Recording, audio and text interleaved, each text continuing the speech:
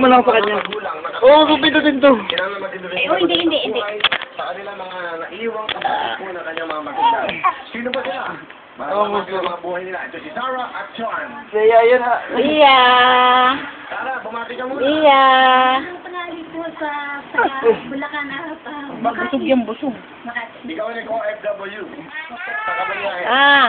Doon, sa bitana. Ano tingin mo? Mainit po marinig kayo. Saka doon, sa bitana. D.H. Sharon. Ang ibig sabihin nun, Iya.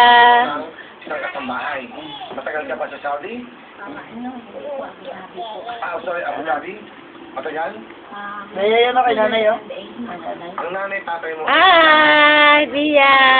Baka nanay! Si Bea, mapapabas! Ngayon, hindi na lang kapatid mo. Takot sa isip ba yan? Ay, ang layo kasi ko. Ang layo. Oo yan. Sobrang pilya niya. Kaya hawakan mo kinimating tigto sa ibabaw. Kaya sinatatakot, di ba kami pag-uusap pa yun? Kaya, kaya nanay, oh. Bea!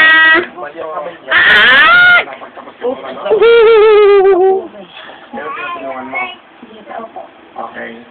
Ikaw doon, bad ka namin pa rin. Malnutrition. Labas ang puwet! Malnutrition. Ano pangalan yan? Bea, oh. Bea. Stop namin dati.